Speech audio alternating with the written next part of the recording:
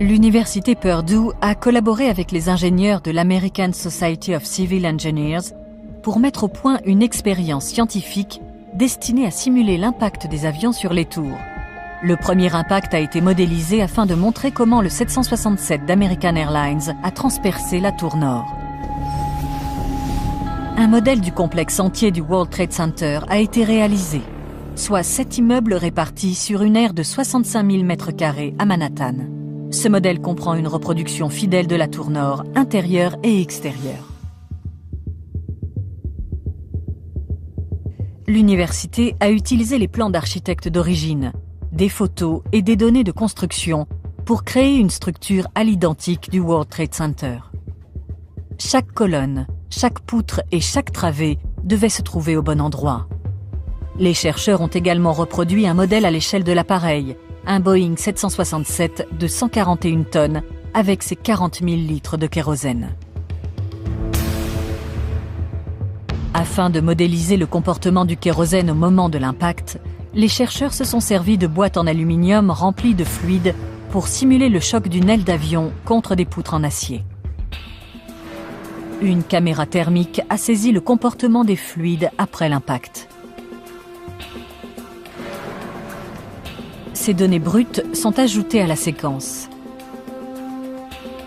Il aura fallu des milliers d'heures d'études et 21 jours de calculs informatiques pour obtenir l'équivalent d'une seconde de simulation.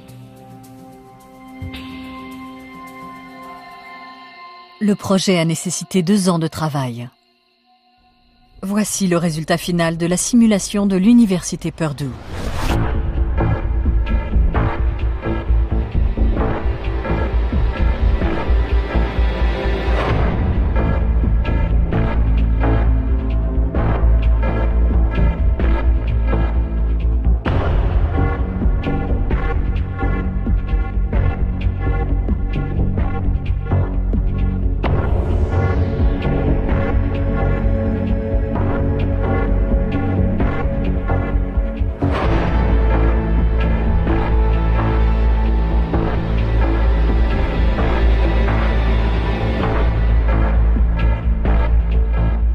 L'appareil percute le 96e étage, sectionnant plusieurs poutres métalliques du pourtour de la structure. Je peux vous assurer que nous n'avons rien falsifié. Les poutres de la façade qui ont cédé au cours de la simulation coïncident presque exactement avec celles qui ont cédé lors de l'impact réel. Notre modèle était donc exact.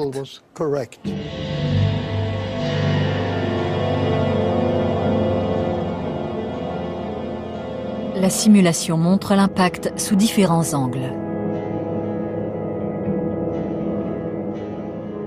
L'entrée.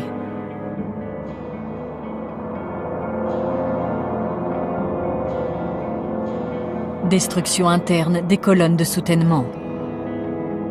Désintégration de l'appareil. Atomisation des 40 000 litres de kérosène. Et simulation des incendies qui ont attaqué la structure métallique qui maintient la tour. Nous avons une source de chaleur ici qui couvre pratiquement l'ensemble du noyau. Les colonnes commencent à chauffer car elles ne sont pas protégées par des matériaux ignifugés. La chaleur gagne les poutres. Ces poutres soulagent les extrémités des colonnes, en quelque sorte, lesquelles subissent une pression axiale de haut en bas. Naturellement, l'apport de kérosène et d'oxygène déclenche le feu. La température a pu dépasser 650 degrés. Cela ne fait pas fondre l'acier, mais ça le rend plus souple, ce qui a pour effet d'altérer la résistance des colonnes qui perdent de leur efficacité, fléchissent d'un côté et, compte tenu de la charge verticale qu'elles supportent, finissent par céder. Voilà ce qui s'est passé dans cette tour. Les résultats de l'université Purdue ont confirmé le rapport de l'Institut national d'éthique et de technologie, selon lequel les incendies déclenchés par le kérosène ont fragilisé la structure métallique et provoqué l'effondrement des tours. Mais les débris entreposés dans le hangar 17 ne révèlent aucun indice susceptible de confirmer l'une ou l'autre des thèses. Les tas de ferrailles qui sont stockés dans ce hangar ne font que confirmer que l'immeuble s'est affaissé sur lui-même. Comme je m'y attendais, je n'ai remarqué aucune trace liée à une chaleur autre que celle due aux flammes d'un incendie qui a fini de se consumer dans les décombres après que la tour se soit effondrée. Il n'y a vraiment rien ici qui permette de tirer d'autres conclusions. Les Truthers se demandent pourquoi les preuves matérielles sont passées de main en main. La plupart des éléments en acier provenant des décombres du World Trade Center ont été expédiés en Asie pour y être recyclés. Imaginez qu'on détruise les preuves sur une scène de crime. Eh bien, c'est exactement ce qui s'est passé. Mais avant d'expédier la moindre pièce, l'Institut national d'éthique et de technologie a examiné tous les éléments métalliques et a retenu 237 pièces pour les besoins de l'enquête. Certains détracteurs de la version officielle sont convaincus que ces poutres ont été volontairement substituées à celles d'origine.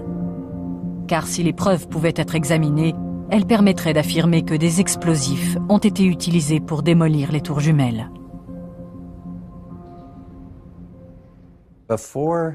Avant le 11 septembre, et depuis ce jour fatidique, il n'y a pas eu un seul gratte-ciel qui se soit effondré à la suite d'un incendie. Et les Truthers écartent la simulation scientifique de Purdue au motif qu'il s'agit d'une manipulation de données falsifiées ou erronées. On aurait dit une démolition contrôlée, ce qu'on appelle une implosion, au cours de laquelle l'immeuble s'effondre littéralement sur lui-même. Il y a énormément d'éléments qui tendent à confirmer la thèse de l'implosion.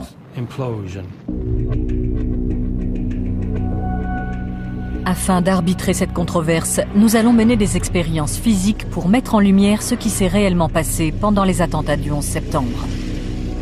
À plus de 3000 km du hangar 17, au cœur du désert du Nouveau-Mexique, des poutres métalliques et du kérosène vont être soumis à une chaleur de plus de 1000 degrés centigrades.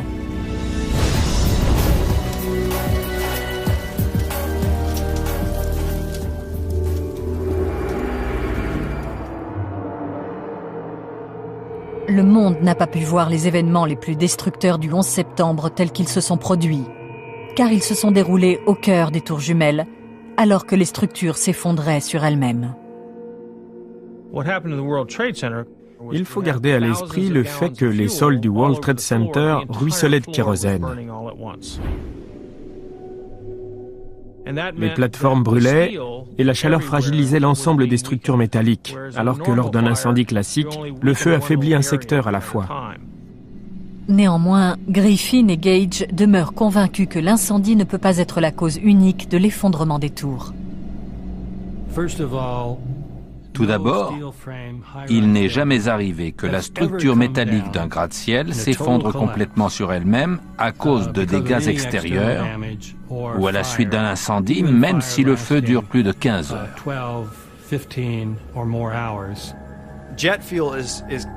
Le kérosène est un hydrocarbure, ce qui signifie qu'il ne dégage pas plus de chaleur que les bureaux ou les chaises du bâtiment en se consumant. Il n'est donc pas susceptible de faire fondre de l'acier.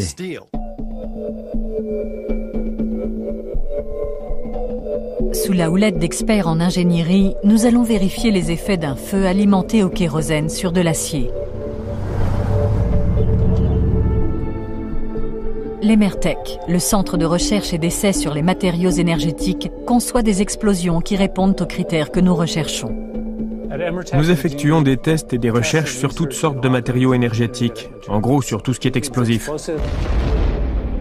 La pyrotechnie, tout ce qui s'allume et qui dégage une grande chaleur en explosant bruyamment. Nous le testons ici.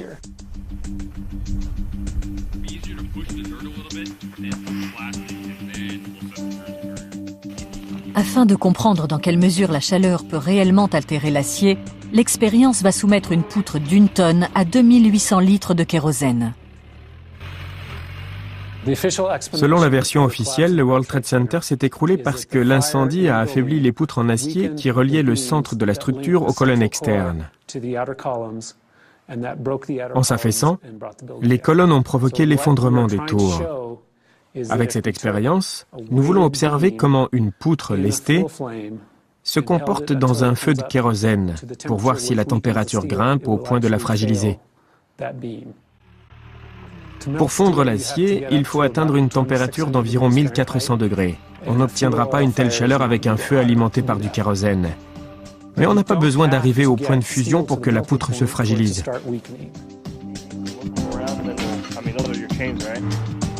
Une poutre en acier identique à celle du World Trade Center va être soumise à la chaleur d'un feu de kérosène, le même liquide inflammable que celui que transportaient les appareils qui ont percuté les tours.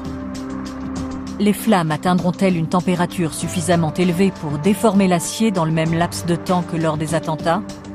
On va centrer la poutre à ce niveau. Sur une aire d'essai, les ouvriers construisent un foyer qui accueillera un réservoir de kérosène. Les poutres du World Trade Center étaient gainées d'inifugents, mais le rapport de l'Institut d'éthique et de technologie spécifie que les revêtements ont été arrachés au moment de l'impact. Là où les poutres étaient à nu, la température de l'acier a rapidement grimpé. Nous utilisons donc une poutre nue. Nous n'utilisons pas une poutre grandeur nature parce qu'il faudrait une quantité de lest trop importante. Nous avons donc réduit l'échelle en prenant une petite poutre de 20 cm de large, ce qui équivaut à un poids d'environ 25 kg par mètre. Et nous allons la lester avec 1360 kg. À mon avis, il vaut mieux les couper avant de les empiler. Ces poids sont à l'échelle et ont été conçus en tenant compte de la résistance de la poutre. Le dispositif est placé au-dessus du foyer.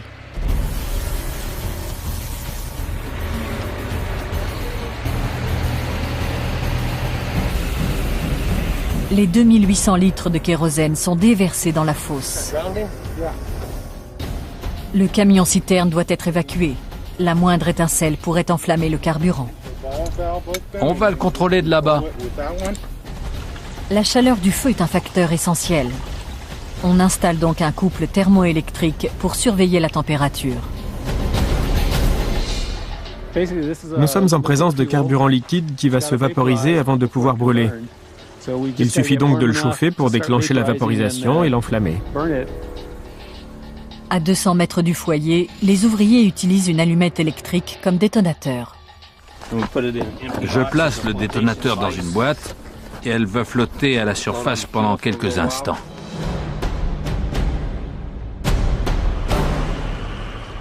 Il est prévu que le kérosène se consume pendant une trentaine de minutes.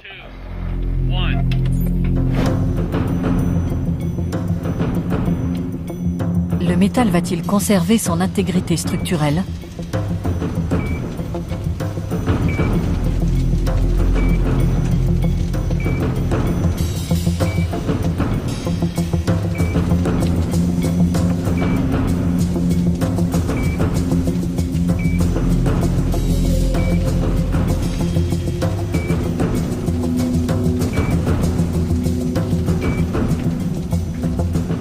Au bout de 2 minutes, le couple thermoélectrique affiche une température de 1100 degrés centigrades.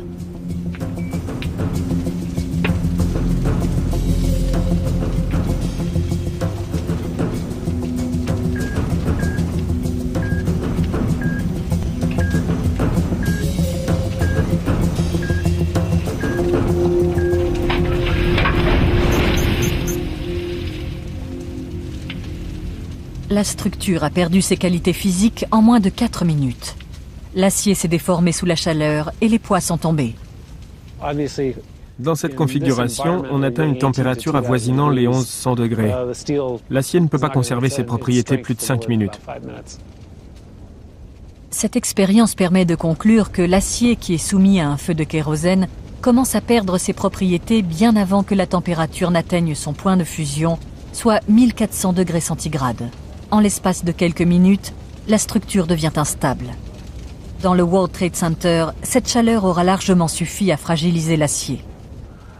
La combinaison de la température et du poids de la structure a sans doute entraîné une déformation de plusieurs étages. Les tours sont restées debout plus de 5 minutes après l'impact, ce qui implique que la température de l'incendie était moins élevée. Mais cette expérience démontre que l'acier perd de sa résistance lorsqu'il est soumis à une chaleur intense.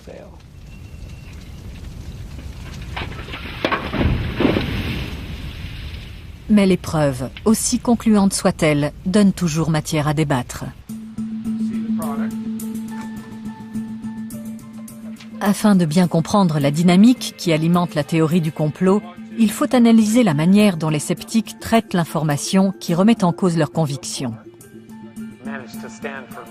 Nous avons donc communiqué les résultats de cette expérience à 2 truthers qui maîtrisent les questions liées aux incendies. Bien, arrêtez le film. Je crois savoir où ce type veut en venir. Il va tester une simple poutre en acier. Si c'est le cas, c'est un faux argument. Cette expérience ne réfute en rien les preuves écrasantes qui établissent qu'il s'agit d'une démolition contrôlée à l'explosif. David Ray Griffin, théologien et auteur de 8 ouvrages dans lesquels il implique le gouvernement dans les attentats du 11 septembre. Et Richard Gage, architecte depuis 20 ans, concepteur de nombreux bâtiments avec une structure en acier résistante au feu. Gage soutient que toute l'expérience est hors de propos et ne tient pas compte de sa propre conclusion, selon laquelle l'effondrement serait dû à une démolition contrôlée. Voilà pourquoi je dis que ce type d'expérience, où on cherche à démontrer que l'acier se fragilise au contact du feu, est sans rapport avec le sujet. Ça me paraît hors de propos parce qu'on peut tordre l'acier à volonté. Ça n'effacera pas les preuves qui démontrent qu'il s'agissait d'une démolition contrôlée et qu'il ne réfute pas. David Griffin est lui aussi convaincu que l'expérience n'est pas pertinente, mais pour d'autres raisons. Cette expérience montre que dans des conditions artificielles idéales, le kérosène peut brûler à 1100 degrés. Pour que cette expérience menée avec une petite poutre isolée soit probante, il faudrait avoir un feu qui se consume longtemps à une température de 1100 degrés. Selon moi, cette expérience ne démontre rien de pertinent sur le sujet. Au terme de l'expérience, les 2 camps maintiennent leurs conclusions respectives.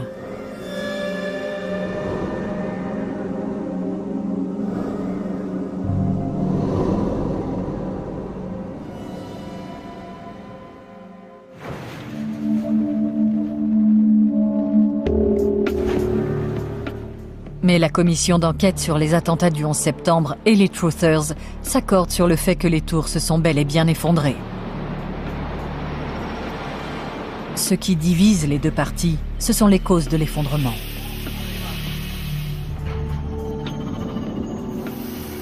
Pour les Truthers, les incendies alimentés par le kérosène ne peuvent pas être incriminés.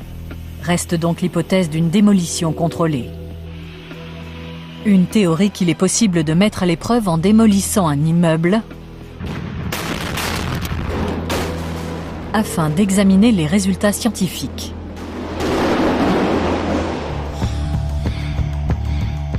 L'effondrement des tours jumelles a été si soudain qu'il a fait naître l'hypothèse d'une démolition organisée. Hypothèse qui est au centre de nombre des théories du complot.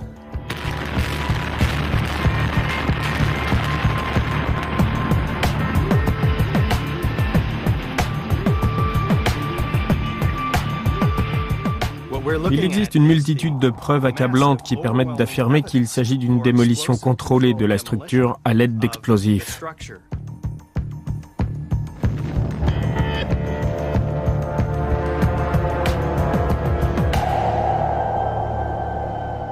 Le National Institute of Standards and Technology, ou NIST, a conclu qu'il n'y avait aucune preuve que les tours jumelles se soient effondrées suite à une démolition planifiée. Quelle idée farfelue! Les partisans de la théorie du complot fondent leurs conclusions sur des observations visuelles. Première observation, le déclenchement soudain de l'effondrement. Les incendies entraînent généralement des effondrements lents, mais les tours se sont écroulées d'un bloc comme si des explosifs avaient fait sauter leur base. Deuxième observation, les vidéos montrent des éjections explosives isolées, 20 à 40 étages en dessous de la ligne d'effondrement. On ne peut pas nier que ces éjections atteignent des vitesses explosives. Troisième observation, les tours s'effondrent à la vitesse de la chute libre à travers la structure. Comment le haut de la structure peut-il s'écrouler à une vitesse proche de la chute libre à travers tous les matériaux? Quatrième observation, les premières personnes interrogées ont parlé d'explosions et d'éclairs lumineux. Plus d'une centaine de pompiers de la brigade de New York ont déclaré avoir vu des explosions avant et pendant l'effondrement des tours. Cinquième observation, un champ de ruines de 400 mètres de diamètre et aucune trace d'effondrement en millefeuille. On n'a retrouvé aucune trace des étages au pied de cet effondrement en galette de 110 niveaux. La seule explication, c'est qu'une autre source d'énergie était à l'œuvre. D'ailleurs, tous les indices, dont la plupart n'ont pas été mentionnés dans les rapports officiels, suggèrent et soutiennent la théorie de la démolition contrôlée à l'explosif. Mais avant de débattre du bien fondé de ces affirmations, il faudrait que les auteurs des attentats aient placé des milliers d'explosifs dans les deux tours sans se faire repérer. Est-ce seulement envisageable?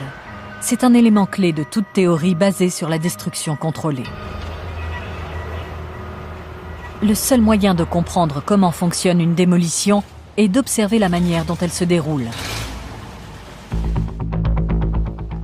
Sur un campus universitaire, nous avons suivi étape par étape le processus complexe destiné à faire imploser un foyer d'étudiants de 9 étages à structure d'acier.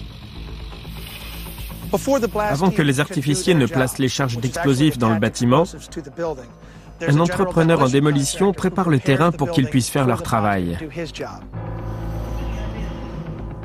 Les démolisseurs abattent la façade en briques au niveau des 2 étages inférieurs afin d'amortir la chute de l'immeuble. Ils ont commencé par abattre les murs afin de mettre au jour les colonnes. Les explosifs ne sont pas efficaces si les colonnes ne sont pas exposées. Elles doivent être accessibles.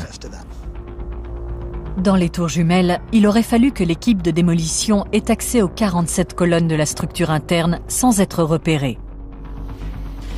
Pour les Truthers, cet accès était facile. En réalité, c'était un jeu d'enfant.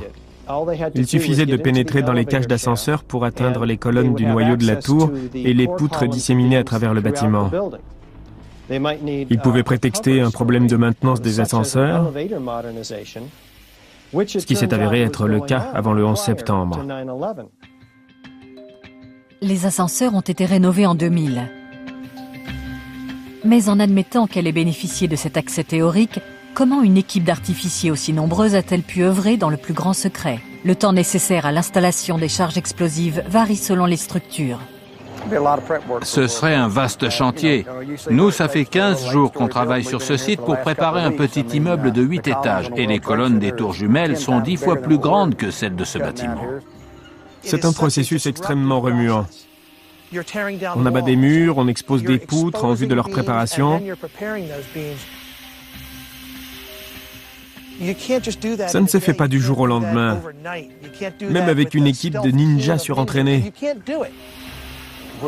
Ça prendrait bien plus de 3 semaines, sans doute 4 à 6 mois pour accomplir un tel travail. Il faudrait une équipe d'une centaine de gars pour préparer un chantier de cette envergure. Les Truthers estiment qu'ils n'ont pas à fournir d'explications sur la manière dont les explosifs ont pu être posés. C'est une opération d'un tout autre genre. Une véritable enquête pourrait nous apporter des éléments de réponse si nous avions une assignation à comparaître, ce que la commission du 11 septembre n'a pas obtenu. Une fois le bâtiment prêt, l'équipe de démolition prépare les différents explosifs sur site. Pour couper l'acier, on utilise une charge creuse. Ceci est un morceau de cuivre qui fait partie du dispositif d'une charge creuse. On place un peu d'explosif dans chacune de ces cavités et on déclenche la charge. Le disque implose en dégageant un jet de cuivre liquide qui découpe l'acier comme du beurre. Peu importe la forme exacte de la charge, elles réagissent toutes de la même manière en découpant l'acier au moment de l'explosion.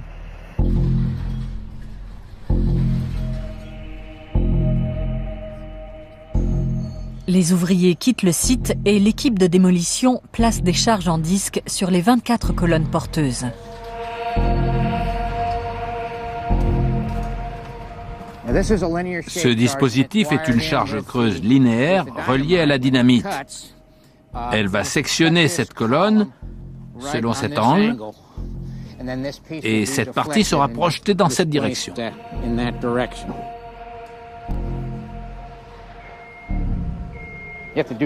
Je vous laisse faire le calcul, mais il faut 400 grains de poudre pour 33 cm et 14 000 grains par kilo. Ça ne fait pas beaucoup, mais c'est un produit puissant qui va pulvériser ce béton.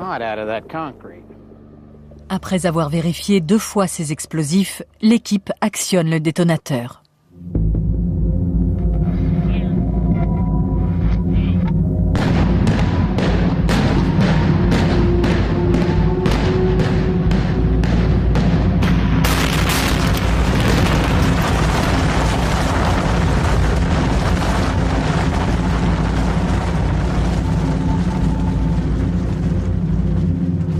Les traces de coupe caractéristiques de l'implosion devraient être enfouies sous les gravats. Ce sont ces traces que l'on aurait dû retrouver dans les décombres des tours jumelles. Les recherches commencent. Voilà un morceau. Il a été soufflé. Il y a tout un réseau de câbles encore reliés au bâtiment. On ne peut pas enlever tous ces débris. Richard Gage rejette les conclusions de Brent Blanchard. C'est une détonation d'un tout autre type. Ils n'auraient pas laissé des cordons détonants et des dispositifs utilisés pour des détonations classiques et moins onéreuses. Cette opération est d'un genre très différent. Il y a beaucoup d'affirmations tendancieuses, beaucoup d'insinuations et de controverses pour exprimer un point de vue et son contraire. C'est sans fin. Mais la réalité, c'est que personne n'a été en mesure de fournir la moindre preuve que ces tours ont été démolies à l'explosif. Les Truthers pensent qu'une raison inavouée expliquerait le scepticisme des experts en démolition. Les entreprises qui contrôlent le marché de la démolition des gratte-ciel travaillent pour les personnes les plus riches du gouvernement fédéral. Elles ne peuvent décemment pas soutenir la théorie de la démolition contrôlée et espérer garder leur clientèle.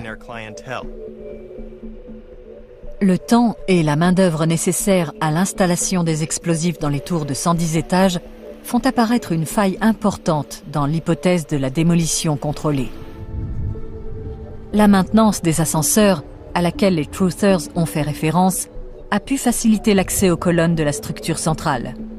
Mais une équipe importante aurait été contrainte de travailler en secret pour percer les murs en plaques de plâtre et découper chaque colonne à l'aide d'une torche acétylène. L'absence de toute preuve de démolition dans les décombres de Ground Zero contribue également à infirmer cette théorie. Mais les Truthers estiment que les indices ou le manque d'indices, révélés par notre expérience, dévoilent la véritable origine de la démolition. Brent Blanchard mentionne l'absence de cordons détonants dans les décombres. Mais nous parlons d'un genre high-tech de nanothermite, dont le mécanisme de détonation échappe à M. Blanchard, comme à nous d'ailleurs. La technologie utilisée pour effondrer les gratte-ciel du World Trade Center était particulièrement sophistiquée. La nanothermite est un explosif bien plus technique que ceux utilisés par les professionnels de la démolition contrôlée. Son fonctionnement leur échappe, c'est ce qu'ils nous ont confié.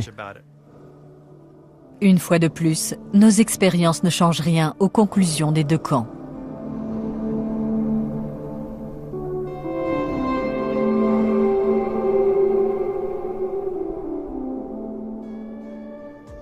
Il s'avère que des particules de métal fondu à plus de 1100 degrés ont été retrouvées dans Ground Zero, sous les tours jumelles et sous le bâtiment 7.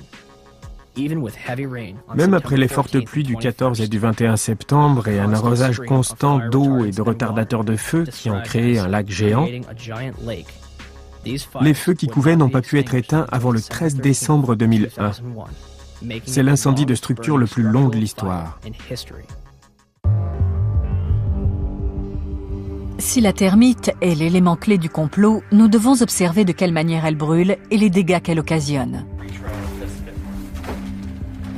C'est dans le désert du Nouveau-Mexique que cette expérience est sur le point de débuter.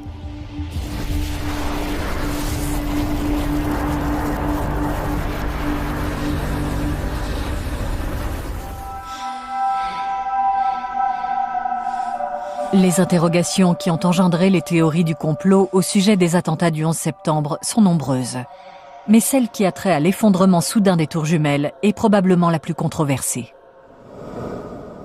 Ce qui a pour effet d'altérer la résistance des colonnes, qui perdent de leur efficacité, fléchissent d'un côté, et compte tenu de la charge verticale qu'elles supportent, finissent par céder. Voilà ce qui s'est passé dans cette tour. Les résultats de l'université Purdue ont confirmé le rapport de l'Institut national d'éthique et de technologie, selon lequel les incendies déclenchés par le kérosène ont fragilisé la structure métallique et provoqué l'effondrement des tours. Mais les débris entreposés dans le hangar 17 ne révèlent aucun indice susceptible de confirmer l'une ou l'autre des thèses. Les tas de ferrailles qui sont stockés dans ce hangar ne font que confirmer que l'immeuble s'est affaissé sur lui-même.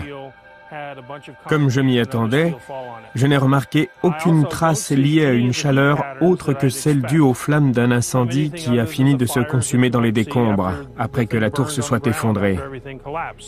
Il n'y a vraiment rien ici qui permette de tirer d'autres conclusions. Les Truthers se demandent pourquoi les preuves matérielles sont passées de main en main. La plupart des éléments en acier provenant des décombres du World Trade Center ont été expédiés en Asie pour y être recyclés. Imaginez qu'on détruise les preuves d'impact réel. Notre modèle était donc exact.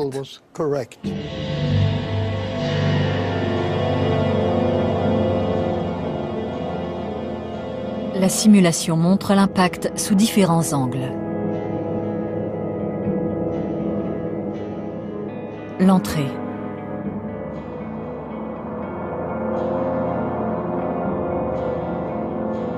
Destruction interne des colonnes de soutènement. Désintégration de l'appareil. Atomisation des 40 000 litres de kérosène. Et simulation des incendies qui ont attaqué la structure métallique qui maintient la tour. Nous avons une source de chaleur ici qui couvre pratiquement l'ensemble du noyau. Les colonnes commencent à chauffer car elles ne sont pas protégées par des matériaux inifugés. La chaleur gagne les poutres. Ces poutres soulagent les extrémités des colonnes, en quelque sorte, lesquelles subissent une pression axiale de haut en bas. Naturellement, l'apport de kérosène et d'oxygène déclenche le feu. La température a pu dépasser 650 degrés. Cela ne fait pas fondre l'acier, mais ça le rend plus souple. Sur une scène de crime, eh bien, c'est exactement ce qui s'est passé. Mais avant d'expédier la moindre pièce, l'Institut national d'éthique et de technologie a examiné tous les éléments métalliques et a retenu 237 pièces pour les besoins de l'enquête. Certains détracteurs de la version officielle sont convaincus que ces poutres ont été volontairement substituées à celles d'origine. Car si les preuves pouvaient être examinées, elles permettraient d'affirmer que des explosifs ont été utilisés pour démolir les tours jumelles.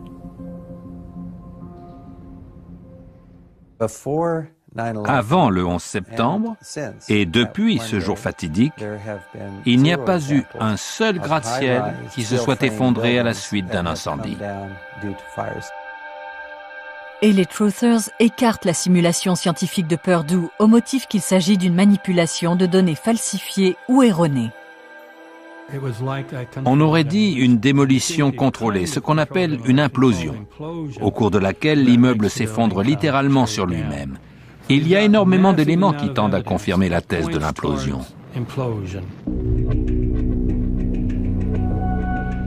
Afin d'arbitrer cette controverse, nous allons mener des expériences physiques pour mettre en lumière ce qui s'est réellement passé pendant les attentats du 11 septembre. À plus de 3000... L'université Purdue a collaboré avec les ingénieurs de l'American Society of Civil Engineers pour mettre au point une expérience scientifique destinée à simuler l'impact des avions sur les tours. Le premier impact a été modélisé afin de montrer comment le 767 d'American Airlines a transpercé la tour nord. Un modèle du complexe entier du World Trade Center a été réalisé, soit 7 immeubles répartis sur une aire de 65 000 m² à Manhattan. Ce modèle comprend une reproduction fidèle de la tour nord, intérieure et extérieure. L'université a utilisé les plans d'architectes d'origine, des photos et des données de construction pour créer une structure à l'identique du World Trade Center. Chaque colonne, chaque poutre et chaque travée devait se trouver au bon endroit. Les chercheurs ont également reproduit un modèle à l'échelle de l'appareil, un Boeing 767 de 141 tonnes avec ses 40 000 litres de kérosène. Afin de modéliser le comportement du kérosène au moment de l'impact, les chercheurs se sont servis de boîtes en aluminium remplies de fluide pour simuler le choc d'une aile d'avion contre des poutres en acier. Une caméra thermique a saisi le comportement des fluides après l'impact. Ces données brutes sont ajoutées à la séquence. Il aura fallu des milliers d'heures d'études et 21 jours de calculs informatiques pour obtenir l'équivalent d'une seconde de simulation. Le projet a nécessité 2 ans de travail. Voici le résultat final de la simulation de l'Université Purdue.